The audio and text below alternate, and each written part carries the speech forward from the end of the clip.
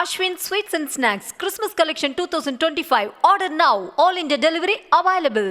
சீமானும் விஜயும் பாஜகவும் ஆர்எஸ்எஸும் பெற்றெடுத்த பிள்ளைகள் என திருமாவளவன் கூறியுள்ள நிலையில் பாஜக தன்னையும் விஜயும் பெற்றெடுத்த போது பக்கத்திலிருந்து பிரசவம் பார்த்ததே அண்ணன் திருமாவளவன் தான் என சிரித்தபடியே பதிலடி கொடுத்துள்ளார் சீமான்.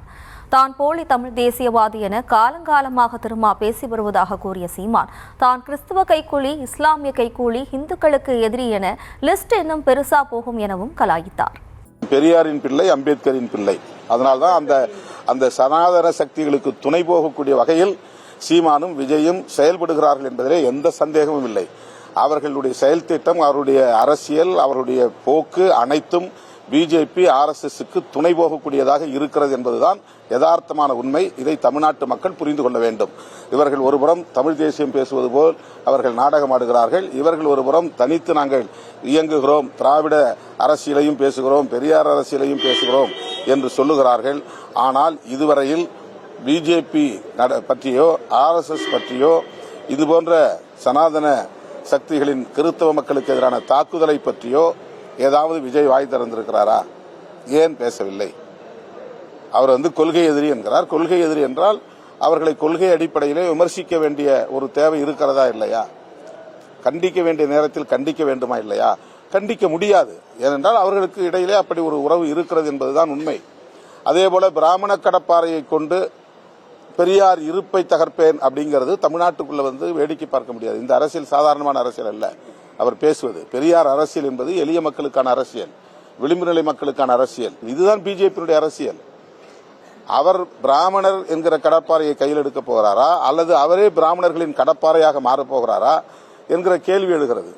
ஆகவேதான் இவ்வளவு நாள் அவர் தமிழ் தேசியம் பேசுகிறார் என்று எண்ணி நாம் இருந்தோம். ஆனால் அவர் பேசுவது இந்த சனாதன தேசியம் என்பது வெளிப்படையாக தெரிகிறது. அவரே ஒப்புக்கொள்கிறார். பிஜேபி திட்டம் என்னவோ, ஆர்எஸ்எஸ் செயல் திட்டம் என்னவோ அதை அப்படியே நடைமுறைப்படுத்தக்கூடிய இரண்டு அமைப்புகளாக இன்றைக்கு இவர்கள் முகமூடி அணிந்து களத்திற்கு வந்திருக்கிறார்கள். இவர்களை நாட்டு மக்கள் புரிந்து கொள்ள வேண்டும்.